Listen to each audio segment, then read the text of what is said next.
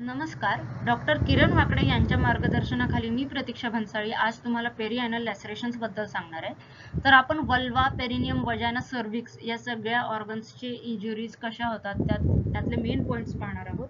ठीक आहे, त्या क्लासिफिकेशन आणि ग्रेडिंग पाहणार आहोत. पेरिअॅनल लॅसरेशन्सचे कॉजेस, मेकॅनिझम पाहणार आहोत. त्याची प्रिव्हेन्शन कशी करता येईल ते पाहणार आहोत. त्याची मॅनेजमेंट आणि पोस्ट ऑपरेटिव्ह केअर आपण डिस्कस करणार आहोत.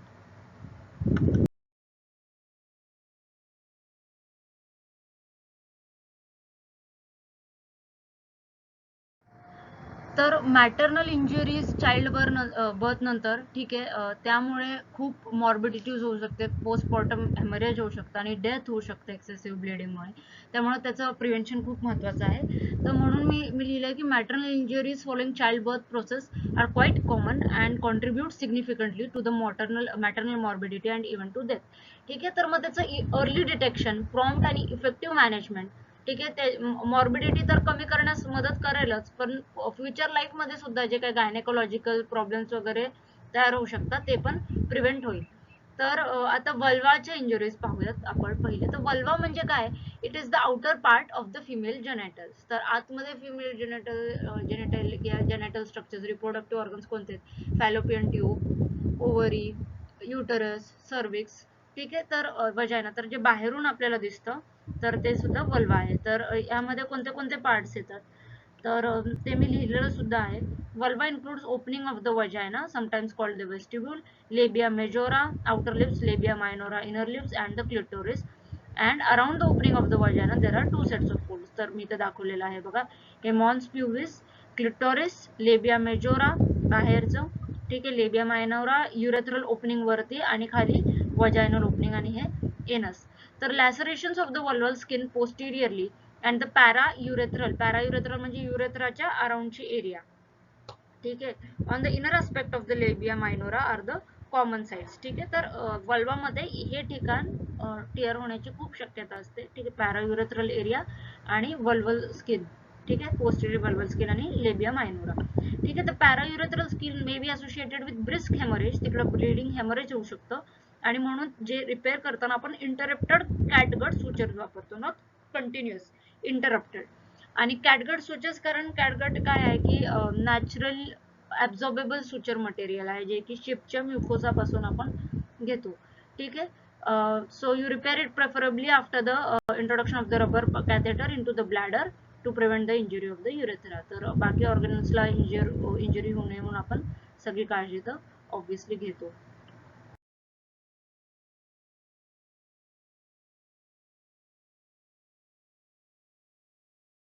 आपण पुढच्या इंजुरीज पाहण्याआधी आपण classification of obstetric anal sphincter injury पाहूया.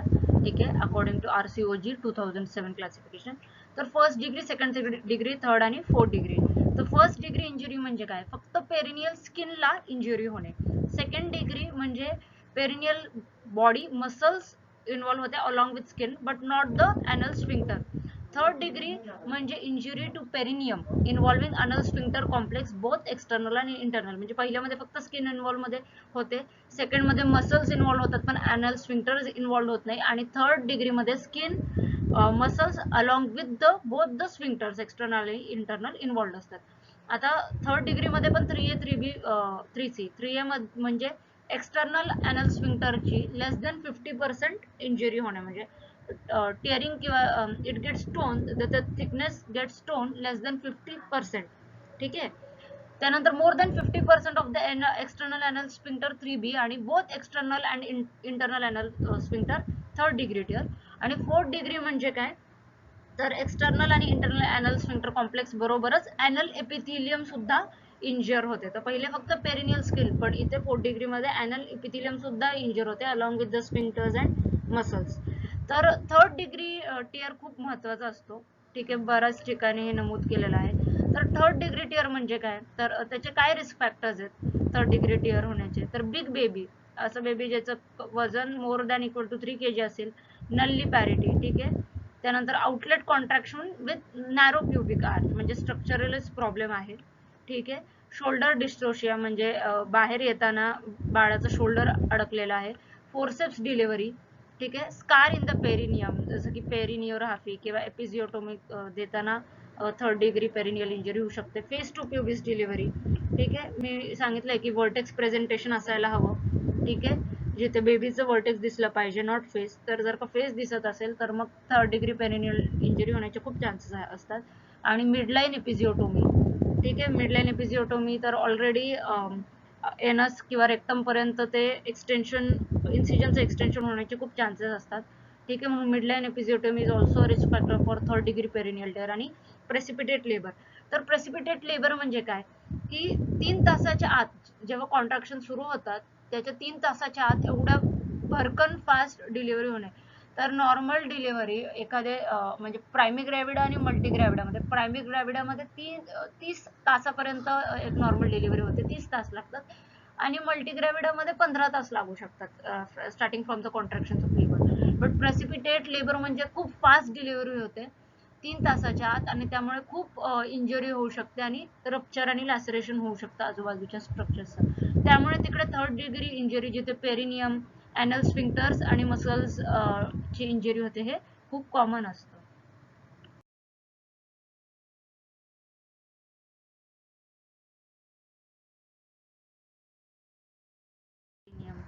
तर while minor injuries quite common especially during first birth, gross injury third degree and fourth degree is invariably a result of mismanaged second stage of labor, ठीक आहे. Overall risk is 1% of all the vaginal deliveries. तर आपण पूर्वीच discuss केलं आहे की एपिजिओटोमी किंवा लॅसरेशन जर का प्रिव्हेंट करायचं असेल तर सेकंड स्टेज ऑफ लेबर म्हणजे जेव्हा बेबी ऍक्च्युअल डिलिव्हर होत असेल त्यावेळेस मॉनिटरिंग आणि केअर घेणं खूप गरजेचं आहे, ठीक आहे. फर्स्ट स्टेज आपण पाहिली की from beginning of the contractions descent to cervical dilatation, ठीक आहे. सेकंड स्टेज म्हणजे जेव्हा बेबी बाहेर येतो, थर्ड स्टेज म्हणजे जेव्हा प्लासेंटा डिलिव्हर होतो, आणि फोर्थ स्टेज जेव्हा 1 आवर पोस्टपार्टम, ठीक आहे, डिलिव्हरी झाल्यानंतरचा 1 तास. तर सेकंड स्टेज ऑफ लेबर म्हणजे जेव्हा बेबी ऍक्च्युअल बाहेर येत असतो तेव्हा काळजी घेतली तर मग पेरिनियल इंजुरीज प्रिव्हेंट व्हायला खूप मदत होते. तर कॉजेस काय आहेत पेरिनियल इंजुरीजचे? मेनली थर्ड आणि फोर्थ डिग्री, ज्यात एक्सटर्नल एनल आणि इंटरनल एनल स्फिंक्टर्स इन्व्हॉल्ड असतात, मसल्स इन्व्हॉल्ड असतात, पेरिनियल स्किन इन्व्हॉल्ड असते, आणि फोर्थ डिग्रीमध्ये तर एनल स्किन पण, एनल एपिथिलियम पण इन्व्हॉल्ड असतात, ठीक आहे. तर पेरिनियल इंजुरी म्हणजे काय? ओव्हर स्ट्रेचिंग, ठीक आहे, ओव्हर स्ट्रेचिंगमुळे पेरिनियल इंजुरी होऊ शकते, किंवा मग rapid stretching of the perineum especially Wien the perineum is in elastic, ठीक आहे. एल्डरली प्रायमिक ग्रॅव्हिडा किंवा पेरिनियम स्कार होत असं, पेरिनियल स्कार झालेला असेल तर मग जिथे त्यांची स्किन खूप इनइलास्टिक आणि रिजिड असते त्यामुळे इंजुरी होण्याचे खूप चान्सेस असतात. तर याचं प्रिव्हेन्शन कसं करता येईल? तर सेकंड स्टेज ऑफ लेबरच्या ड्युरिंग प्रॉपर मॉनिटरिंग आणि केअर घ्यायला हवी, आणि ठीक आहे. आणि जेव्हा डॅमेज होण्याचे खूप चान्सेस आहेत, जसं की आपण अँटिसिपेट करू शकतो मॅक्रोझोमिया आहे का, किंवा मग आपण जे काय अँटिसिपेट करण्याचे फॅक्टर्स पाहिले होते, प्रिव्हियस इंजुरी झालेली आहे का, सेम प्रिव्हियस लॅसरेशन झाले का, किंवा कोणतं रिकन्स्ट्रक्टिव्ह सर्जरी झाली आहे का पेल्विक फ्लोअरची, तर असे अँटिसिपेट करून सुद्धा आपण पुढची इंजुरी प्रिव्हेंट करू शकतो.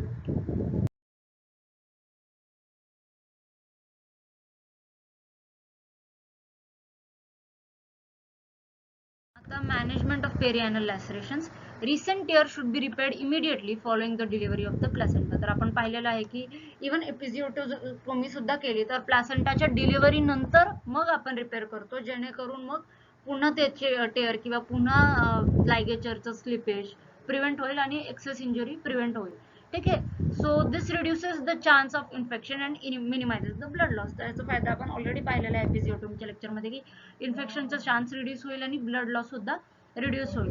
In cases of delay beyond 24 hours the repair is to be withheld. तर 24 आवर्स पेक्षा पण जास्त डिले झालेला असेल रिपेअरमध्ये तर आपण थांबतो का? कारण मग इन्फेक्शन झालेलं असू शकतं आणि त्यामुळे पहिले आपण अँटीबायोटिक्स दिले पाहिजेत टू प्रिव्हेंट द इन्फेक्शन, ठीक आहे. आणि मग नंतर complete tear should be repaired after 3 months if it is delayed beyond 24 hours. So as we have to control the infection first and then we have to repair.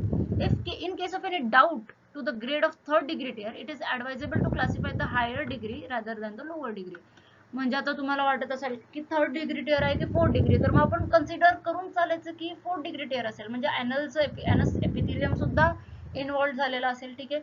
किंवा मग 3A 3B 3C म्हणजे external anal स्फिंक्टरचं लेस than 50% part injured आहे का, मोर than 50% injured आहे का, किंवा मग even internal anal sphincter सुद्धा इन्व्हॉल्ड आहे का, तर ह्याच्यात जर का डाऊट असेल तर असं पकडून चालायचं की वर्स्ट केस सिनारिओ आहे आणि इंटरनल एनल स्फिंक्टर सुद्धा इन्व्हॉल्ड असू शकतं किंवा एनल एपिथिलियम सुद्धा इन्व्हॉल्ड असू शकतं, असं कन्सिडर करून मग पुढची मॅनेजमेंट करायला हवी.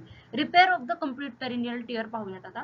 फर्स्ट स्टेप म्हणजे काय की पेशंटला आपण लिथोटोमी पोझिशन मध्ये ठेवतो प्रॉपर एक्सपोजर घेण्यासाठी, ठीक आहे, जेणेकरून प्रॉपरली रिपेअर करता येईल. अँटीसेप्टिक क्लिनिंग करतो लोकल एरियाची पॉव्हिडन आयोडीन वापरून, ठीक आहे. त्यानंतर पहिले रिपेअर करण्याआधी सुचरिंग देण्याआधी ऑब्व्हियसली आपण 1% लिग्नोकेन वापरतो, ठीक आहे. लिग्नोकेन हायड्रोक्लोराइड 10 to 15 मिलीलीटर और विथ पुडेंटल ब्लॉक और प्रेफरेबली अंडर रिजनल और जनरल एनेस्थेशिया, जसं सोयीस्कर तसं आपण एनेस्थेशिया देऊन मग पुढची मॅनेजमेंट करतो.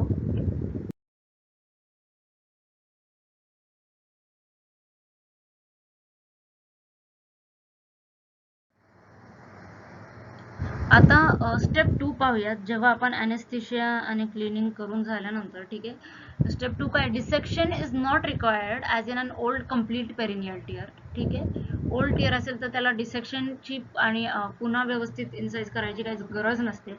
रेक्टल आणि एनल म्युकोझा पहिले आपण सुचर करतो फ्रॉम अबाव डाऊनवर्ड, ठीक आहे. जिथून टिअर झाले आहे तिथून अबाव डाऊनवर्ड आपण सुचर करायला सुरुवात करतो, ठीक आहे. नंबर 3 विक्राईल कॉल किंवा 30 PDS polydioxanone suture or traumatic निडलने आपण इंटरप्टेड सुचर्स देतो, स्टिचेस देतो with knots inside the lumen use. तर पॉलीडायोक्झॅनोन आपल्याला माहिती आहे की सिंथेटिक ऍब्झॉर्बेबल सुचर आहे, ठीक आहे. त्यानंतर रेक्टल आणि एनल म्युकोजा झाल्यानंतर मग आपण रेक्टल मसल्स आणि पेरियनल फेशिया आपण हे करतो, स्टिच करतो, ठीक आहे. आणि मग स्फिंक्टर्स वगैरे पण आपण रिपेअर करतो. Then rectal muscles including the pararectal fascia then sutured by interrupted sutures using the same suture material. तर आपण पाहतो की आपण सगळीकडे इंटरप्टेड सुचर्स वापरतोय, कंटिन्युअस सुचर्स नाही. त्यानंतर torn ends of the external anal sphincter are expose by Allis tissue forceps, ठीक आहे. The sphincter is then reconstructed with a figure of 8 stitch. तर जे स्फिंक्टर आहे ते फिगर ऑफ 8 स्टिचने आपण रिपेअर करतो. And it is supported by another layer of interrupted sutures. For repair of external anal sphincter, either an overlapping or end-to-end approximation method can be used with similar outcome, ठीक आहे.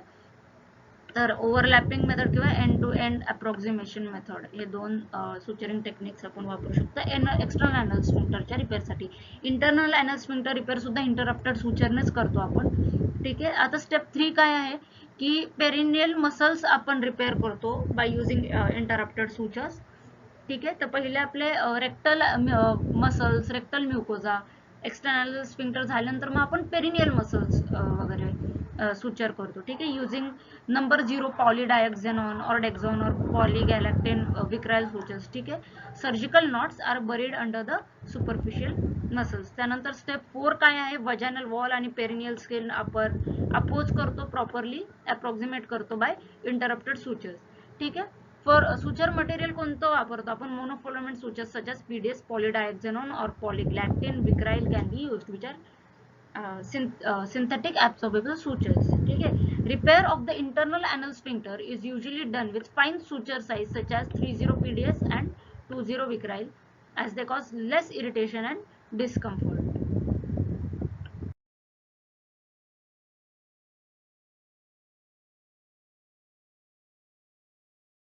The aftercare of the repaired perineal injuries, ठीक आहे, is similar to that of following episiotomy. तर आपण एपिजिओटोमीच्या lecture मध्ये पाहिलेलं की after care कशी करायची ते सेम सगळे मेजर्स आपण फॉलो करतो, ठीक आहे. डेफिकेशन युरिनेशन झाल्यानंतर लगेच आपण सारखं क्लीन करतो, ड्रेसिंग स्वच्छ ठेवतो, ठीक आहे. त्यानंतर स्टिचेस जेव्हा देतो तेव्हा आपण मोजतो किती स्टिचेस दिले आणि 6 दिवसानंतर आपण जेव्हा जर नॉन ऍब्झॉर्बेबल सुचर मटेरियल वापरलं असेल तर ते काउंट करून पुन्हा तेवढेच सुचर मटेरियल काढतो, ठीक आहे. तर low residual diet consisting of milk, bread, egg, biscuits, fish, sweets आपण देतो, ठीक आहे. खाण्यासाठी असे हलके पदार्थ आपण देतो फ्रॉम 3rd डे ऑनवर्ड, ठीक आहे. त्यानंतर कॉन्स्टिपेशन वगैरेचा खूप त्रास झालेला असतो म्हणून आपण 8 मिलीलीटर लॅक्टोलोज देतो ट्वाइस डेली, ठीक आहे. सेकंड डे पासून लॅक्टोलोज देण्यासाठी सुरुवात करतो आणि मग डोस 15 मिलीलीटर पर्यंत वाढवतो. तर 8 मिलीलीटरनी स्टार्ट करतो ट्वाइस डेली लॅक्टोलोज, ते 15 मिलीलीटर पर्यंत डोस वाढवतो. On the 3rd day is a satisfactory regime to soften the stool. तर फर्स्ट टू थर्ड डे पर्यंत 15 ml पर्यंत डोस वापरतो, डोस देतो, दिवसातून 2दा देतो, ठीक आहे, in order to soften the stool. Any of the broad spectrum antibiotics like IV cefuroxime, ठीक आहे, 1.5 gram is use during the intra operative and the post operative period. किंवा metronidazole 400 mg thrice daily is to be continued for 5 to 7 days to cover the anaerobic contamination of the fecal matter. तर एवढं सगळं perianal लॅसरेशन वगैरे झालेलं आहे, त्यामुळे systemic infection किंवा प्युअरपेरल sepsis होण्याचे सुद्धा खूप चान्सेस असतात. म्हणून आपण ब्रॉड स्पेक्ट्रम अँटीबायोटिक्स देतो, सेफ्युरॉक्झाईम, सेफ्ट्राक्झोन, मेट्रोनिडाझोल देऊ शकतो. If a woman is advised physiotherapy and pelvic floor, the woman is advised physiotherapy and pelvic floor exercises. तर किगल एक्सरसाइजेस वगैरे करायला सांगतो आपण त्या लेडीला, जेणेकरून तिकडचे पेरिनियल मसल्सचा जो टोन आहे तो शाबूत राहील, ठीक आहे. and she is revived again 6 to 12 weeks postpartum. In case of persistent incontinence of fetus and feces, endoanal USG and anorectal manometry should be considered to detect any residual effects. म्हणजे आपण तिला exercise वगैरे करायला सांगतो आणि अगदी anal इनकॉन्टिनन्स म्हणजे तिला जर म्हणजे अगदी कंट्रोलच होत नसतील फिसेस, ठीक आहे, किंवा युरिनेशन किंवा मग फ्लेटस सुद्धा असं त्याच्यावर प्रॉपर कंट्रोल नसेल, इनकॉन्टिनन्स होत असेल, तर मग आपल्याला एंडोअॅनल USG करण्याची गरज भासते. आणि ॲनोरेक्टल मॅनोमेटर मध्ये आपण काय करतो, प्रोबने तिकडचं जे प्रेशर आहे, ठीक आहे, ते मोजतो, जेणेकरून जेवढं काही थ्रेशोल्ड प्रेशर असतं तेवढं आहे की नाही ते बघतो. त्याच्यापेक्षा कमी प्रेशर असेल म्हणजे इनकॉन्टिनन्स झालेला आहे, ठीक आहे, कंट्रोल नाही राहिलेला फिकल फंक्शन्सवर, कधी पण अचानक फिकस होल्ड नाही करता येते, अचानक फिकस पास होते, तर मग आपण ॲनोरेक्टल मॅनोमेटरने ते पाहतो आणि मग कोलोरेक्टल सर्जनशी आपण कन्सल्ट करतो, ठीक आहे. तर मग हे झालं आफ्टर केअर, ह्या सगळ्या गोष्टी आपण करतो. तर मग फ्युचर डिलिव्हरीच्या वेळेस काय काळजी घ्यायला हवी, तर एकतर इन्स्टिट्यूशनल डिलिव्हरी तर ऑब्व्हियसली नेसेसरी आहे, कारण एक ऑब्स्ट्रक्टिक स्फिंक्टरची पण इंजुरी झालेली आहे आणि त्याचं पण रिपेअर झालेलं आहे, म्हणून तर इन्स्टिट्यूशनल डिलिव्हरी तर ऑब्व्हियसली नेसेसरी आहे. पण वजायनल डिलिव्हरी सुद्धा पॉसिबल आहे, असं नाही की LSCSS लागेल किंवा मग तर वजायनल डिलिव्हरी सुद्धा अलाउड आहे विथ और विदाउट एपिजिओटोमी, ठीक आहे, डिपेंड्स. जर तिने खूप व्यवस्थित एक्सरसाइजेस केले, टोन मेंटेन केले, तर विदाउट एपिजिओटोमी सुद्धा नॉर्मल वजायनल डिलिव्हरी पॉसिबल असते, ठीक आहे. Women having symptoms or with abnormal endoanal USG or manometry should be delivered by elective caesarean birth. तर इलेक्टिव्हली सिझेरियन करून बर्थ ची प्रोसिजर करावी लागते डिलिव्हरीची. जर का अगदीच एनल स्फिंक्टरचे खूप प्रॉब्लेम असतील किंवा मॅनोमॅट्री किंवा एंडोअॅनल USG वर डिफेक्ट्स दिसत असतील तर, ठीक आहे. 4 ते 6 आठवड्यांसाठी पुढे इंटरकोर्स शक्यतो टाळावा until the lacerations or episiotomy would are well heeled.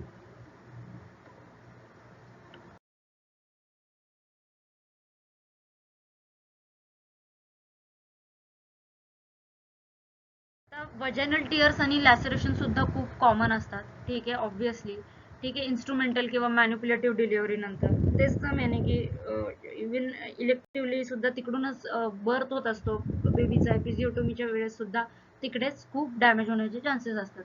तर मग टिअर्स आर एक्सटेन्सिव्ह, तिकडे खूप एक्सटेन्सिव्ह टिअर्स असतात आणि हेमरेज पण असू शकतं. तर ह्याचे ट्रीटमेंट काय आहे, एकतर आपण प्रॉपर जनरल एनेस्थेशियाच्या अंडर, गुड चांगल्या लाईट च्या अंडर आपण इंटरप्टेड किंवा कंटिन्युअस सुचर करतो क्रोमिक कॅटगटने. नंबर 0, शक्यतो इंटरप्टेड सुचर्सच करतो, जेणेकरून वजायनाची जी लेंथ आहे ती कमी नाही होणार आणि डिस्पेरेनिया वगैरे सारखे प्रॉब्लेम्स नाही होणार, ठीक आहे, किंवा पकरिंग वगैरे नाही होणार. आणि जर का एक्सटेन्सिव्ह लॅसरेशन्स असतील तर मग सुचरिंग करताना सुद्धा आपल्याला किंवा बाकी वेळेस सुद्धा हिमोस्टॅसिस अटेन करणं खूप महत्त्वाचं राहतं. तर त्यासाठी आपण इंट्रावजायनल प्लगिंग करू शकतो. रोलर गॉज किंवा सोप, जे रोलर गॉज आहे, जे कॉटन आहे, ते ग्लिसरीन आणि ॲक्रिफ्लॅविन मध्ये सोप करून आपण ते ब्लिडिंग कंट्रोल करण्यासाठी वापरू शकतो आणि 24 तासानंतर ते प्लग आपण काढून टाकतो. अगदी खूपच गरज भासली तर मग आपण आर्टेरियल एम्बोलायझेशन सुद्धा करू शकतो. आता पुढे एक रिपेअर टेक्निक म्हणजे काय, कॉल्पोरेक्सिस. तर वजायनल वॉल्ट रिपेअर करण्याच्या प्रोसिजरला आपण कॉल्पोरेक्सिस म्हणतो, ठीक आहे. It may be primary where only the vault is involved or secondary when associated with cervical tear, ठीक आहे. फक्त वजायनल वॉल्ट इन्वॉल्व्ड असेल तर प्रायमरी, जर सर्वायकल टिअर सुद्धा झालेली असेल आतमध्ये तर मग ते secondary. It is said to be complete when the peritoneum is opened. Peritoneum म्हणजे जे काही सिलोमिक कव्हरिंग आहे, ठीक आहे, पेरिटोनियम जे कव्हरिंग आहे आपल्या ॲब्डोमिनल स्ट्रक्चर्सचं, ठीक आहे, तर तिथपर्यंत झालं तर मग आपण काय म्हणतो, कम्प्लीट कॉल्पोरेक्सिस. ठीक आहे, जसं की हार्टचं कव्हरिंग म्हणजे पेरिकार्डियम आहे, लंग्सचं कव्हरिंग म्हणजे प्लुरा आहे, तसं ॲब्डोमिनल स्ट्रक्चर्सचं कव्हरिंग म्हणजे पेरिटोनियम. ठीक आहे, posterior fornix usually ruptures, however cervical tear is usually associated with the tear of lateral fornix. तर युजली लॅटरल फोर्निक्स टियर होते. पोस्टेरियर फोर्निक्सचं टियर होणं सुद्धा नॉर्मल आहे, पण usually lateral side of the फोर्निक्सचं टियर जास्त कॉमन आहे. तर मग ट्रीटमेंट काय, जर टियर फक्त वॉलच्या जवळ असेल, ठीक आहे, क्लोज टू द सर्विक्स असेल, तर मग रिपेअर आपण खालून करतो. पण जर सर्वायकल टियर एकदम extends high up to the lower segment or major branches of the uterine vessels, ठीक आहे, आर डॅमेज, देन लॅपरोटोमी करावी लागते. ठीक आहे, रिसस्किटेटिव्ह मेजर्स म्हणजे ब्लड लॉस वगैरे साठी जे काही रिसस्किटेट करण्याची गरज लागते, जसं की ब्लड ट्रान्सफ्युजन वगैरे ते करतो आपण. इव्हॅक्युएशन ऑफ द हेमाटोमा, तर सबक्युटेनियसली किंवा काही स्ट्रक्चरच्या खाली ॲबनॉर्मल ब्लडचं जे अक्युम्युलेशन झालंय त्याचं इव्हॅक्युएशन करून आर्टेरियल लायगेशन सुद्धा आपण करू शकतो. तर ते डिपेंड्स की जर वॉलच्या जवळ आहे, सर्विक्स पर्यंतच लिमिटेड आहे टियर, की मग अगदी युटराइन वेसल्स पर्यंत टियर झाले, त्यावरून आपली मॅनेजमेंट डिसाइड होईल. ठीक आहे.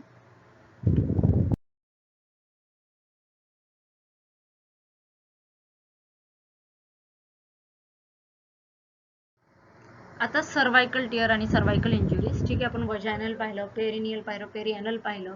ठीक आहे, सर्वायकल इंजुरी तर फर्स्ट डिलिव्हरीच्या वेळेसच युजली होतं प्रायमी ग्रॅव्हिडामध्ये. ठीक आहे, मायनर डिग्री होतं, आणि तर मायनर डिग्री कॉमन आहे. ठीक आहे, पण extensive cervical tear is rare. ठीक आहे, minor degree is invariable during the first delivery and requires no treatment, but extensive cervical tear rare आहे. ठीक आहे, तर पोस्टपार्टम हेमरेज, ट्रॉमॅटिक पोस्टपार्टम हेमरेजचं सगळ्यात मोस्ट कॉमन कॉज काय आहे, सर्वायकल टियर. ठीक आहे, ते झाल्यामुळेच खूप पोस्टपार्टम हेमरेज होण्याची शक्यता असते. तर left lateral tear is the commonest. ठीक आहे, आता कॉजेस काय आहेत ह्याचे, तर आयट्रोजेनिक, एक तर फोर्सेप्स डिलिव्हरीच्या वेळेस किंवा मग ब्रीच डिलिव्हरीचं एक्स्ट्रॅक्शन करताना पायाळू बाळाचं. ठीक आहे, और इनकम्प्लिटली डायलेटेड सर्विक्स, जर सर्विक्स प्रॉपरली डायलेटेड नसेल तर ते टियर होऊन तिथून हेमरेज होऊ शकतं आणि त्याचं पण इंजरी किंवा टियर किंवा लॅसरेशन होऊ शकतं. किंवा रिजिड सर्विक्स. ठीक आहे, एक तर कॉमन असू शकतं, म्हणजे ना कंजेनायटलीच सर्विक्स रिजिड असेल, किंवा मग पूर्वी कोणतं ऑपरेशन झाल्यानंतर मग स्कार डेव्हलप झालेलं असेल, किंवा मग काही ऑपरेशन जसं की अँप्युटेशन.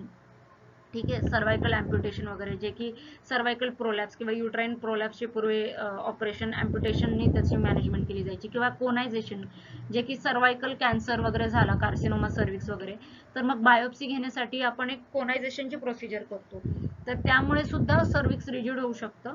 ठीक आहे, आणि त्यामुळे मग डिलिव्हरीच्या वेळेस रप्चर आणि इंजुरी होण्याचे चान्सेस असतात. त्यानंतर strong uterine contraction as in precipitate labour or extremely vascular cervix as in placenta प्रिव्हिया.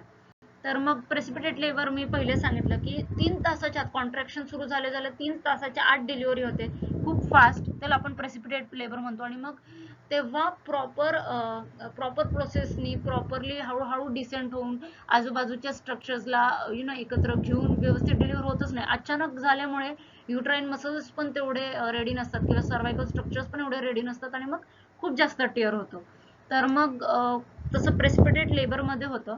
ठीक आहे, or then extremely vascular cervix as in placenta previa, तर त्या केसेसमध्ये सुद्धा सर्वायकल डॅमेज इंजरी होऊ शकते. आता डिटॅचमेंट, तर हे खूप इम्पॉर्टंट आहे की detachment of the cervix may be annular which involves the entire circumference of the cervix. This occurs during prolong labour in primary cervical dystocia. तर मग काय की खूप वेळा असं होतं की खूप प्रोलॉंग डिलिव्हरी झाल्यानंतर, किंवा मग खूप एक्सटेन्सिव्ह टियर झाली, तर मग जे सर्विक्सचे अँटेरियर आणि पोस्टेरियर लिप्स आहेत ते असे डिटॅच होऊन जातात. ठीक आहे, अगदी रप्चर होऊन तुटून जातात, तर त्याला आपण डिटॅचमेंट असं म्हणतो. ठीक आहे, it may however involve only the anterior lip when it is nippled between the head and the symphysis pubis in association with the sacral os. तर मोस्टली फक्त अँटेरियर लिप इन्व्हॉल्ड असू शकते. ठीक आहे, तर सेक्रल ऑस आणि सिम्फायसिस प्युबिसच्या मध्ये अडकल्यामुळे. पण दोन्ही केसेसमध्ये ठीक आहे, bleeding is minimal and healing occurs through epithelialization. तर एपिथियलायझेशनच्या प्रोसेसने नॅचरली हिलिंग होते.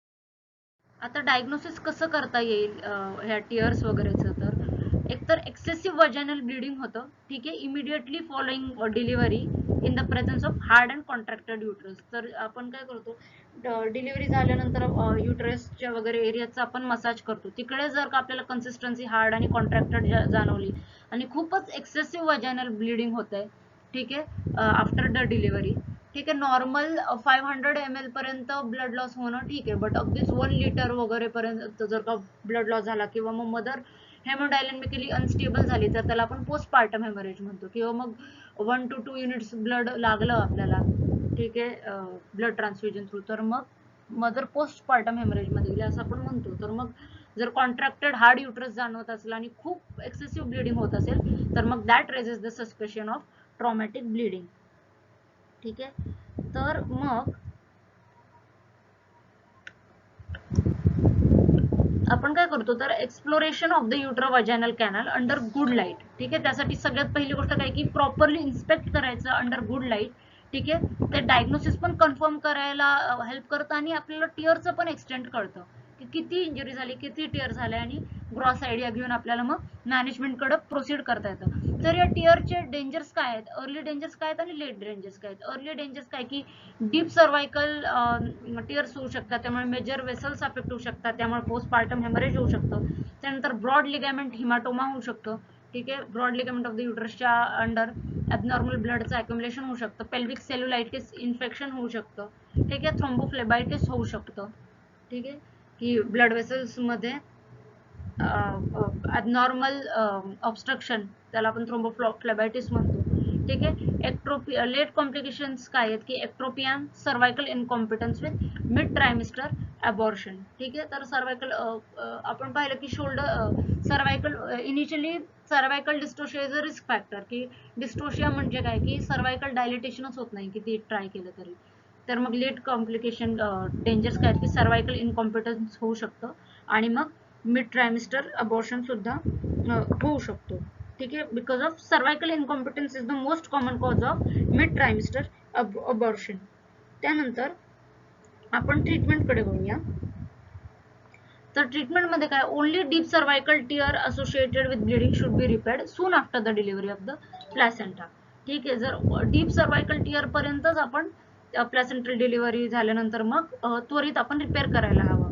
ठीक आहे, नाही तर जर का आपण पाहिलं की जर का युट्राइन ब्लड वेसल्स वगैरे इन्व्हॉल्ड असतील तर मग आपल्याला लॅप्रोस्कोपी करून मग प्रॉपरली त्याची ट्रीटमेंट करायला हवी. Repair should be done under general anaesthesia in lithotomy position with a good light. ठीक आहे,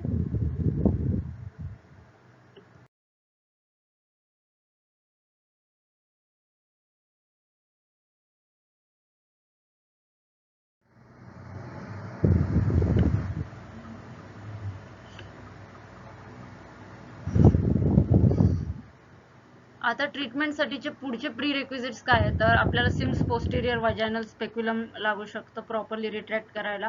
2 वजायनल वॉल रिट्रॅक्टर्स लागू शकतात. त्यानंतर ऑब्स्टेट्रिक सर्व्हिक्स आहे, त्यामुळे आपल्याला स्पॉन्ज होल्डिंग फोर्सेप्स लागतील 2 आणि एक असिस्टंट लागेल. तर प्रोसिजरमध्ये आपण काय करतो, तर जे टोन सर्व्हिक्स आहे त्याचे अँटेरियर आणि पोस्टेरियर मार्जिन्स आपण स्पॉन्ज होल्डिंग फोर्सेप्सने पकडतो आणि जेंटली पुश डाऊन करतो खाली. आपण ट्रॅक्शन नाही देत, बट खाली पुश डाऊन करतो जेंटली आणि असिस्टंट त्याला सपोर्ट करतो. ठीक आहे, ज्यामुळे काय होतं की जे टिअर आहे ते चांगलं ऍक्सेसिबल होतं, एक्सपोजर चांगला भेटतो आणि मग सुचरिंग व्यवस्थित करता येते. पहिले आपण जस्ट अपेक्सच्या वरती आपण सुचर करतो आणि मग अपवर्ड टू डाऊनवर्ड असं येतो. ठीक आहे, तर व्हर्टिकल मॅट्रेस सुचर करतो आपण पॉलिग्लॅक्टिन किंवा क्रोमेगॅट नंबर 0च्या ऍब्झॉर्बेबल सुचर्सने. ठीक आहे, ऍब्झॉर्बेबल सुचरिंग मटेरियलने, आणि आपण होल थिकनेस ऑफ द सर्व्हिक्स घेतो. याने ब्लिडिंग इमिडिएटली थांबते आणि मग पुढचं जे काही टिअर आहे ते सुद्धा आपण मॅट्रेस सुचरनेच आपण सुचर करतो. ठीक आहे, आपण मॅट्रेस सुचर का घेतो, जेणेकरून जे काही एजेसचं रोलिंग आहे ते व्यवस्थित होईल. तर आपल्याला माहिती आहे की युटरस, सर्विक्स आणि वजायनाचे जे अँगल आहे ते अँटीवर्जन आणि अँटीफ्लेक्शनचं अँगल आहे. तर वजायना आणि सर्विक्सच्या मध्ये 90 डिग्रीचं अँगल असतं आणि सर्विक्स आणि युटरसच्या मध्ये 120 डिग्रीचं अँगल असतं. तर अँटीवर्जन म्हणजे 90 degree angle between the vagina and the cervix and anteflexion angle means 120 degree angle between the cervix and the uterus. तर असं अँगल असल्यामुळे पुन्हा रोलिंग ऑफ द एजेस होण्याची खूप शक्यता असते. ठीक आहे, आणि असंही कोणतेही सुचर करताना एजेसचं रोल होण्याची खूप शक्यता असते, म्हणून आपण मॅट्रेस सुचर घेतो. ठीक आहे, ह्या कंडिशन मध्ये a helpful guide for the proper exposure in such a case is to start suture at the proximal end and using the suture for traction, more distal tear area is exposed until the apex is in view and is repaired. ठीक है, the cervical tears extending to the lower segment or walled with broad ligament hematoma are managed as outlined in the ruptured uterus. तर rupture uterus मध्ये आपण पाहिलेलं आहे, आपण postpartum हेमरेजची जेव्हा management पाहूयात तेव्हा रप्चर युटरसची जशी मॅनेजमेंट करतो. ठीक आहे, एक तर आपण सगळ्यात महत्त्वाचं त्यात म्हणजे आपण ब्लिडिंग कंट्रोल करतो. त्यामध्ये एवढं डिटेलमध्ये जायची गरज नाही, कारण रप्चर युटरस बद्दल काहीच विचारलेलं नाहीये. तर मग आपण बॉक्स सुचर्स घेतो. सगळ्यात अगोदर आपण पॅड्सने, ठीक आहे, गॉज पीसेसने आपण ब्लिडिंग कंट्रोल करण्याचा प्रयत्न करतो. त्यानंतर मग आपण बॉक्स सुचर्स घेतो. ठीक आहे, त्याही अगोदर आपण कंडोम कॅथेटर वापरून आपण डिस्टेंट करतो. ठीक आहे, युटरस बाय इन्फ्लेटिंग वॉटर और नॉर्मल सलाईन, आणि तसं प्रेशर एक्झर्ट करून आपण ब्लिडिंग कंट्रोल करायचा प्रयत्न करतो. त्यानंतर बॉक्स सुचर वापरतो. त्यानंतर बकरी बलून टॅम्पोनॉड वापरतो. ठीक आहे, त्यानंतर सर्कमफेरेन्शियल सुचर्स घेतो. असे खूप वेगवेगळे प्रकार आहेत जे आपण पोस्टपार्टम हेमरेज मध्ये पाहूया. तर रप्चर युटरसची जशी मॅनेजमेंट केली जाते, तर जर मग अगदी ब्रॉड लिगामेंट हेमाटोमा वगैरे झालेला असेल तर मग आपण तशी मॅनेजमेंट करतो. थँक्यू. आणि ह्याची एक कॉम्प्लिकेशन सांगायची राहिली, जे सर्वायकल एक्ट्रोपियन. तर त्यामध्ये आपण काय करतो, सर्वायकल एक्ट्रोपियन मध्ये काय झालेलं असतं की जे सर्वायकल कॅनलच्या आतले जे सेल्स आहेत ते सर्विक्सच्या आउटर सरफेसवर ग्रो झालेले दिसतात. तर ते एक कॉम्प्लिकेशन असू शकतं कॉम्प्लिकेशन असतं ऑफ दिस सर्वायकल टियर और पेरियानल लॅसरेशन्स. तर पेरियानल लॅसरेशन्स बद्दल आपण सगळं पाहिलेलं आहे.